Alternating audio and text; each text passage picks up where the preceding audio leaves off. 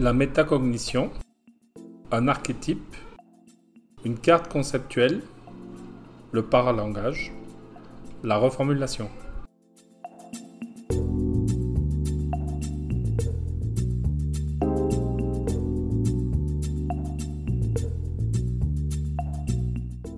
Cet atelier est l'opportunité de travailler ensemble le concept de l'apprentissage centré sur l'apprenant, d'expérimenter d'une autre manière les nouvelles terminologies comme la pédagogie différenciée, la méthode actionnelle, la neuropédagogie, entre autres. Dans nos formations, nous vous proposons de découvrir ou de renforcer les apportations théoriques essentielles au métier d'enseignant du XXIe siècle, et dans les ateliers, de comment les mettre en pratique en classe. Aujourd'hui, nous allons voir l'apprentissage significatif. Tout d'abord, qu'est-ce qu'apprendre veut dire selon les experts ? Apprendre, ça veut dire internaliser, amener dans notre cerveau un modèle du monde extérieur dans un certain domaine. En fait, notre cerveau emmène avec lui en permanence une représentation d'un domaine particulier. Par exemple, je ne sais pas, un modèle de l'espace autour de nous. Nous pouvons fermer les yeux et imaginer que nous... Les trois objectifs du module 1 sont appliquer l'apprentissage significatif dans le cadre de la classe de langue, comment passer de la théorie des mots à l'activité pédagogique et utiliser l'apprentissage significatif pour assurer le début de la classe. Le père de l'apprentissage significatif nous présente trois principes. Le premier principe, le système personnel de référence. Il dit « La connaissance est construite par le sujet à travers ses propres interprétations. L'apprentissage n'est possible que lorsque les nouveaux apprentissages sont en rapport avec les apprentissages existants. »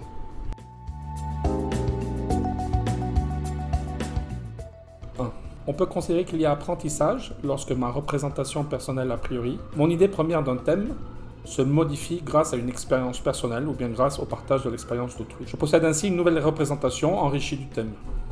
Nous pouvons utiliser comme exemple tangible le stéréotype que nous affrontons et utilisons dans la classe.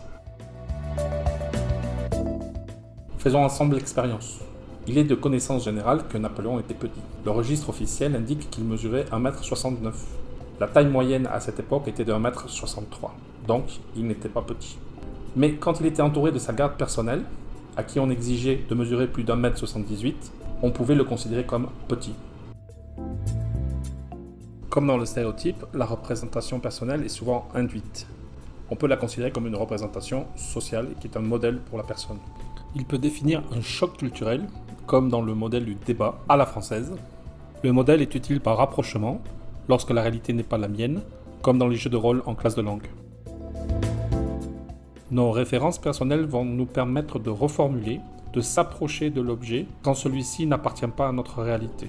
Par exemple, comment j'explique à quelqu'un qui n'a jamais mangé de kiwi quelle est la consistance et la saveur ? C'est une fraise qui a goût à citron, et l'iguane, c'est du poulet qui a goût à grenouille.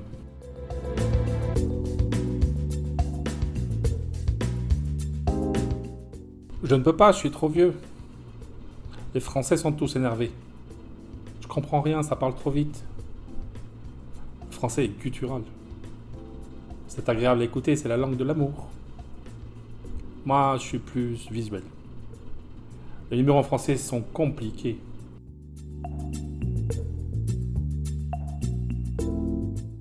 Selon toi, qu'est-ce qu'un archétype ? Un archétype est A, un modèle a priori, B, une structure de pensée inconsciente. La bonne réponse est les deux. Si elle est basée sur la représentation de l'autre, c'est un stéréotype. Si elle est basée sur la représentation de soi, c'est un filtre. Attention, il y a un petit devoir. Une pratique qui dérive directement du principe 1 d'Ausubel, c'est d'utiliser l'évaluation diagnostique. Elle se base sur une production. Elle est courte, simple et en groupe. Elle est utile pour réactiver les connaissances. Et la remédiation. Qui connaît le passé composé n'est pas la meilleure question pour cela.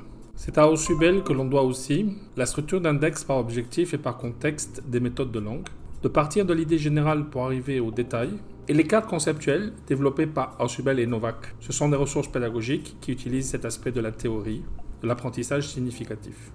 Dans le storytelling, l'apprentissage est vu comme une invitation au voyage. À la question « Pourquoi et où est-ce que je vais voyager ?», on va définir le cap. Qu'est-ce que j'ai dans ma valise ? On va réviser notre navire et nos vivres. Qu'est-ce que j'ai envie de visiter ? nous allons tracer un itinéraire. Et finalement, mes souvenirs de voyage, nous allons écrire un journal de bord. À travers cette courte vidéo, nous avons parlé du premier principe d'Ausubel. La connaissance est construite à partir des représentations personnelles, que nous avons symbolisées comme stéréotypes, qu'il est important de réaliser une évaluation diagnostique et que de la même manière, il est important d'y fixer des objectifs.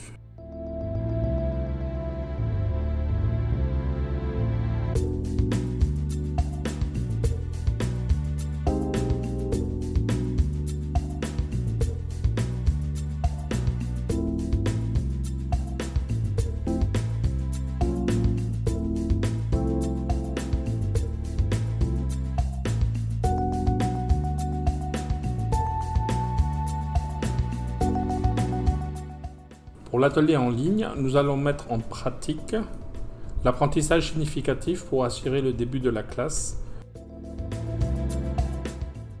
Je t'invite pour l'atelier en présentiel. Rappelle-toi, il te faudra répondre à ces 2 questions. Selon ton expérience, pourrais-tu nous partager une stratégie pour rompre les stéréotypes et éliminer les filtres? Peux-tu nous dire si tu as appris quelque chose de significatif sur le plan personnel, académique ou professionnel avec cette petite vidéo? À bientôt!